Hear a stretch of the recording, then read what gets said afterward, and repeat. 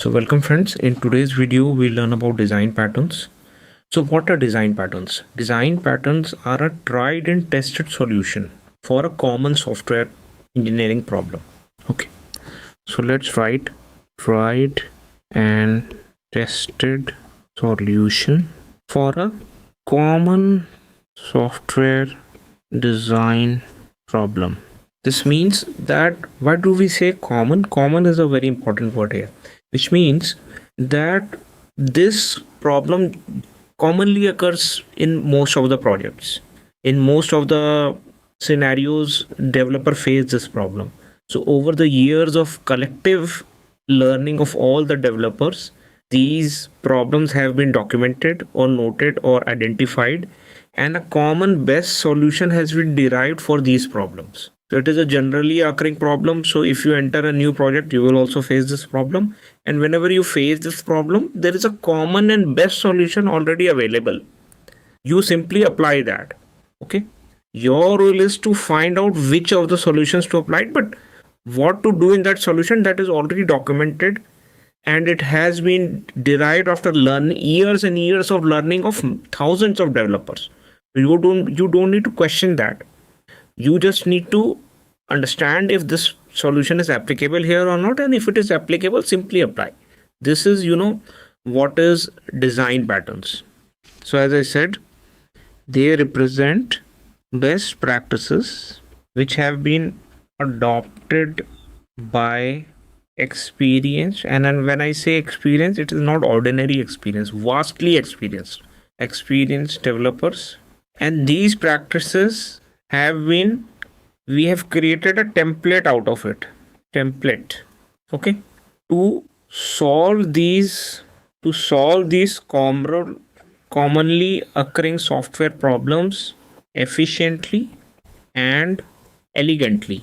Why do we say elegantly? Because when you learn software engineering, you will at some point of a time realize that it is not just an science, it is also an art. Okay, how you structure your code, how you manage your code, how you design your application, it is not just science and technology, there is art behind it. Okay, you can only excel in this field if you realize it is an art. Apart from, of course, logical science, logic, it is an art as well. Okay, so you have to love it, and then only you will be able to excel in this field. So by applying design patterns, we are able to create robust, reusable, and maintainable code. Robust, reusable, and maintainable code. Okay, so why are design patterns so important? Because they promote code reusability. It is good that a code is used many times instead of writing thousands of lines of code again and again. Okay, so you have to write a code in this way that is more and more reusable. It also standardizes communication between various components. There is a standard way of communicating, so that if a new developer comes, he's able to understand, because he can identify the pattern, and he already knows the pattern. Otherwise it will become very difficult for anyone new to manage a software which anyone else has written. Okay, so it also improves maintainability of code, so your code becomes more maintainable, reduces development time, so it reduces our development time, enhances and promotes best practices. So if you design a code using design patterns, it will be more flexible to change. Updating it, changing something will be easier. And it is the best practices which is commonly followed in the industry. You are also following that. So you are learning from other people's mistake, not making a mistake and learning for it. This mistake it is a repetitive mistake. Thousands of people have already made it, and what they have learned, you are simply using that. So there are some categories in design pattern. Okay, so the first category is creational design pattern. So this design pattern deals with how the object is created. It tries to optimize the creation process. and it ensures that the objects are created in a way that is suitable for that particular requirement, suitable for that situation.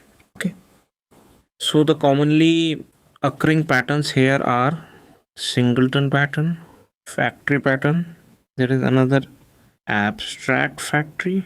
Then there is, builder pattern, and then there is prototype pattern. Okay. Then the second category of design patterns is structural design patterns. So the structural design pattern focuses on composition of classes and objects. It ensures that the composition between classes and objects is efficient, it is flexible, and it simplifies the overall application design structure. Okay. So it is, related with how classes are structured with respect to each other, and it is designed in such a way that it is maintainable, it is flexible, and it is efficient, and it serves your requirement. It best serves your requirement. Okay. So some of the commonly occurring patterns are adapter pattern,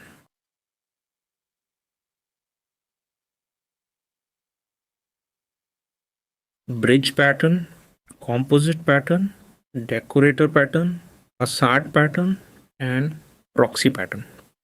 So we will learn Spring framework in the subsequent future chapters. You will see that proxy pattern is extensively used. It is one of the core patterns. The Singleton is also used. Proxy is also used. Many patterns are used in Spring.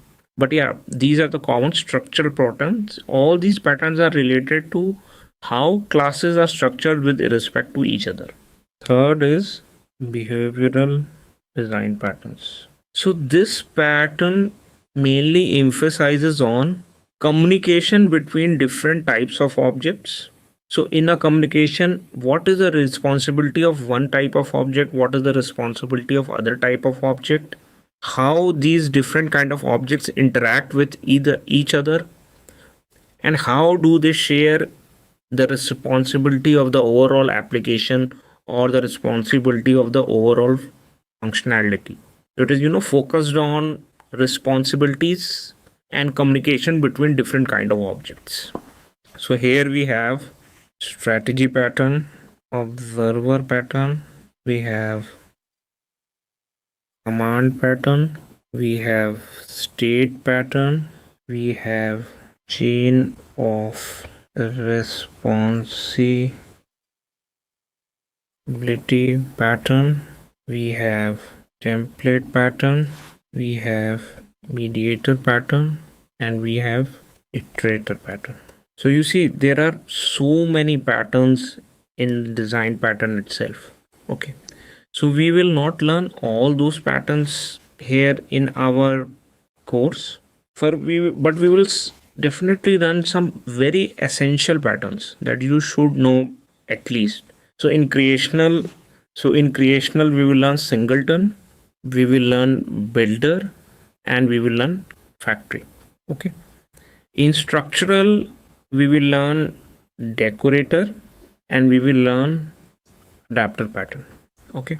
And in behavioral we will learn strategy pattern, we will learn observer pattern, and if possible, this is not sure, but we will try to learn command pattern as well. Okay. So these are the patterns that we will cover in next lessons. So please stay tuned and keep watching. Thank you.